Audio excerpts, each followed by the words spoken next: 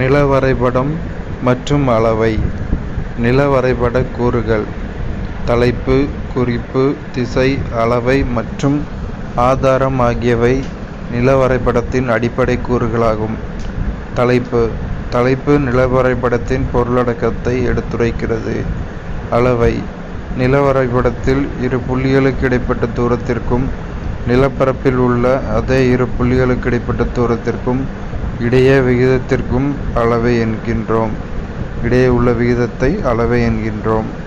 குறிப்பு: குறிப்பு என்பது நில வரைபடத்தில் பயன்படுத்தப்படும் பல்வேறுபட்ட முறைக்குறிகள் மற்றும் குறியீடுகளை பற்றி விளக்குகிறது.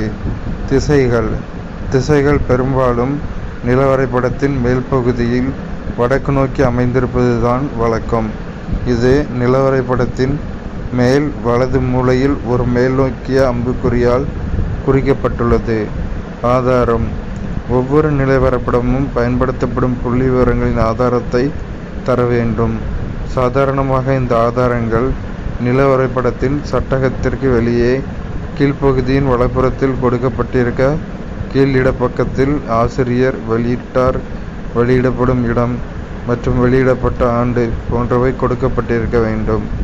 நில வரைபடத்தின் அளவை: நில வரைபடத்தில் இரு புள்ளிகளுக்கு இடைப்பட்ட தூரத்திற்கும் நிலப்பரப்பில் உள்ள அதே இரு புள்ளிகளுக்கு இடைப்பட்ட தூரத்திற்கும் இடையே உள்ள விகிதத்தை அளவை என்கிறோம். நில வரைபடங்களில் அளவைகள் 3 விதமாக குறித்து காட்டப்படுகிறது. அவை சொற்றொடர் அளவை, பிரதிபின்னம், நீளளவை.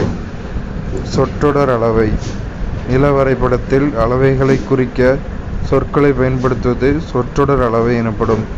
எடுத்துக்காட்டு: 1 சென்டிமீட்டர் = 10 கிலோமீட்டர் என்பது நிலத்தில் தூரத்திற்கு 10 கிலோமீட்டர் எனவும் நில வரைபடத்தில் தூரம் 1 சென்டிமீட்டர் என காட்டப்படுகிறது. பிரதிபின்னம்: நில வரைபடத்தில் உள்ள தூரத்திற்கும் நிலத்தில் அதே தூரத்திற்கும் இடையே உள்ள தொடர்பை எண்களால் எழுதப்பட்ட அளவையே பிரதிபின்ன அளவையாகும். இந்த பிரதிபின்ன அளவை பின்ன முறையில் மேப்புகளில் குறிக்கப்படுகிறது. எடுத்துக்காட்டு: பிரதிபின்னம் 1:40 1:40.000. நேர்கோட்டு அளவை அல்லது பட்டை அளவை: நில வரைபடத்தில் இவ்வகை அளவையில் நில வரைபடத்தில் உள் தூரத்தையும் நிலத்தில் உள்ள அதே தூரத்தையும் முதன்மை மற்றும் இரண்டாம் பிரிவாக காண்பிக்கப்படுகிறது. இடங்களுக்கு இடையேயான தூரத்தை அளவை செய்தல். நில வரைபடத்தில் நீளத்தை அளிப்பதில் இரு வகைகள் உள்ளன: நேர்க்கோடுகள், வளைந்த கோடுகள்.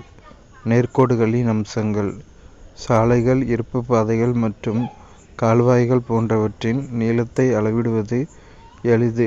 டிவைடர் அல்லது அளவையின் உதவியுடன் நேரடியாக நில வரைபடத்தின் தூரத்தை அளவிடலாம்.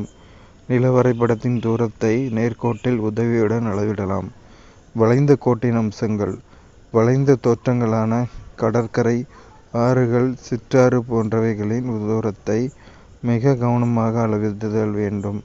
வளைந்த அமைப்பு: கயிறு அல்லது நூல் வைத்து ஆரம்ப புள்ளியில் குறித்த பின்பு வளைந்த கோட்டின் இறுதி வரை அளந்து தூரத்தை அளவிடலாம்.